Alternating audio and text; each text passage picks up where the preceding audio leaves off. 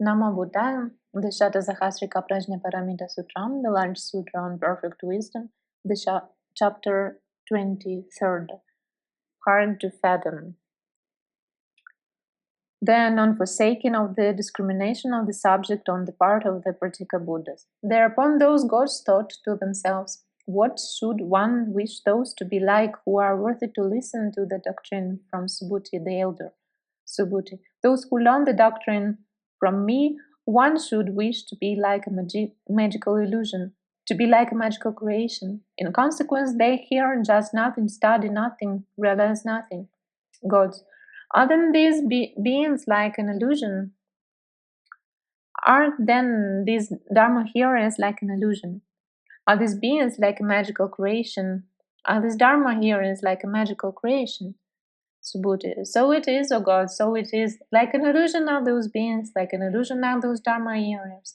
Like a magical creation, etc. Form also is like a dream, like an illusion, feelings, etc. To also the Buddha dharmas, also the fruit of a Streamwinner, etc. To also the Buddha dharmas, also the fruit of a Streamwinner, etc. To also the Buddha-enlightenment. Gods. Buddhahood also, you say, Venerable Subhuti, is like a dream, like an illusion. What do you think? Is also Nirvana like a dream, like an illusion, Subhuti? Even Nirvana, I say, is like a dream, like an illusion. If I could cognize any Dharma more distinguished than Nirvana, of that also I should say that it is like a dream, like an illusion. And why? Because dream and an illusion on the one side and Nirvana on the other are not two or not divided. Its foundation source. Thereupon the Venerable Subhuti, the Venerable Mahamaugalyayana, the Venerable Mahakoshtila, the Venerable Mahakatayana, the Venerable Purna, son of Maitrayani, the Venerable Mahakashyapa, the many thousands of Nutas of Kotis of Devas spoke thus to the Venerable Subhuti the Elder. Who will be those who can grasp this perfection of wisdom when it is being explained, since it is so deep, so incomprehensible, so engaged in incomprehensibility, so subtle, so delicate, so hard to see, so hard to understand, so calm, so sublime, so truly noble, so much something that can be known only by the wise and the discerning.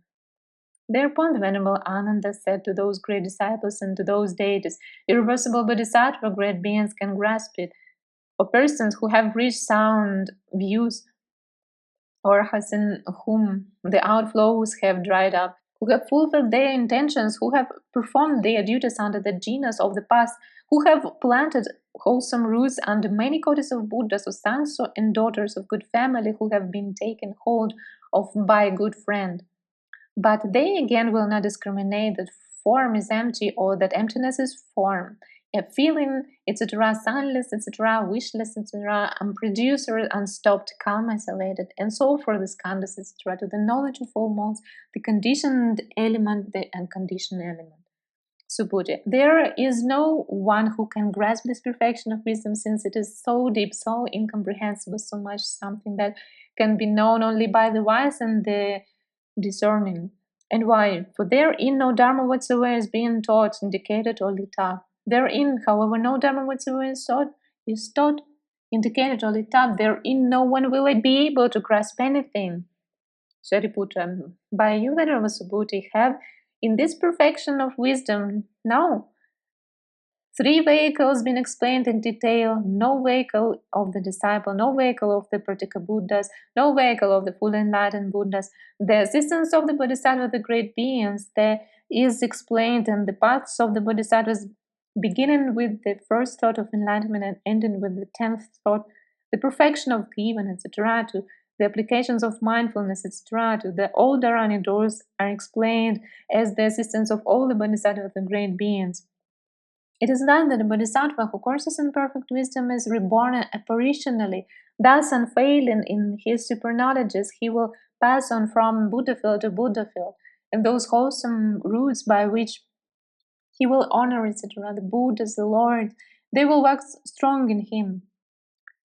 And the dharmas which they will hear from those Buddhas and Lords, they will not forget them even again until they win full enlightenment. And he will be always concentrated, and his thought free from distraction, his aspiration will be unshaked, uninterrupted, concentrated, not joined, quite certain, more distinguished and exalted than anything in all the world. Subhuti. So it is, Venerable Shariputra, so it is. Just so, as you say in detail, I explained in the Perfection of Wisdom the three vehicles: the vehicle of the disciples, the vehicle of Pratyeka, the great vehicle, and the assistance of them, bodhisattvas, the great beings, is explained, etc. So the fact that they will have an inspiration which is more distinguished and exalted than anything else in all the world. And that is the sense of that nothing is made into a basis.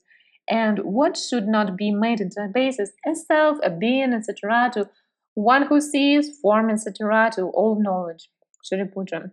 For what reason are in this perfection of wisdom the three vehicles and the other topics explained in detail, in the sense that nothing is made into a basis? Subhuti. On account of inward emptiness and the other kinds of emptiness.